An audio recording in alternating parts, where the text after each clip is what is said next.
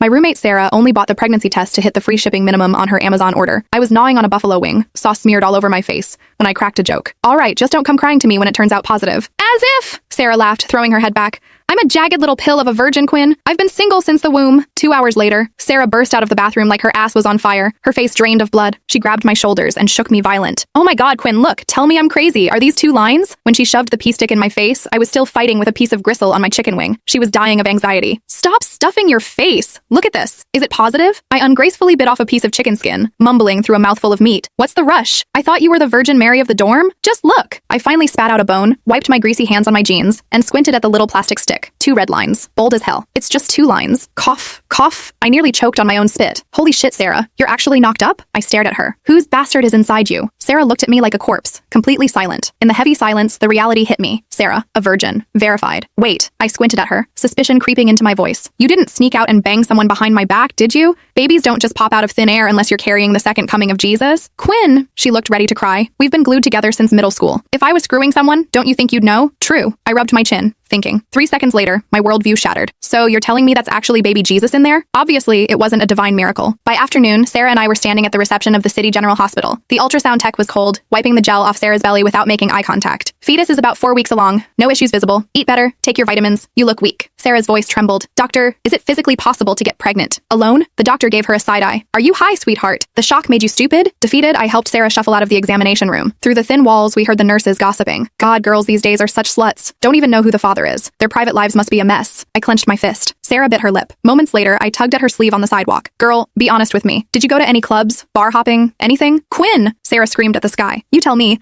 Which night was I not in the damn dorm with you? I muttered to myself. This is freaky. Reviewing the timeline, Sarah suddenly shuddered, her eyes widening in horror. A month ago, during the gala rehearsal, I was practicing in the auditorium with Sunny and the others. Her voice was shaking, but she pushed the words out. I remember taking a nap backstage. It felt like I slept for a really long time. When I woke up, my body felt sore, wrong. My heart skipped a beat. Was anyone else in the auditorium? I don't remember. She squeezed her eyes shut. But I couldn't have been the only one. Something smelled fishy. But right now, we needed answers. I sighed. Forget it. Let's go back and grill Sunny. She should be in the dorm. I don't remember. Sunny's voice was flat, bordering on dismissive. She didn't even turn around. I frowned, annoyance bubbling up. Sunny, this is serious. Can't you try to use your brain for a second? I only remember the rehearsal. Why would I remember anything else? Sunny turned to hang a wet shirt on the rack, her back to us. If you're so curious, go ask for the security footage. Then she added, her voice dropping a specific, eerie octave. But don't blame me when you find absolutely nothing. She sounded spooky as hell. I grabbed Sarah's arm. Come on, let's go check the cameras. We left in such a rush, minds chaotic with fear. Because of that, neither of us noticed that Sunny's face was pale, ghostly white. Her eyes were dead, like stagnant water in a sewer, void of any emotion. The old security guard in the monitor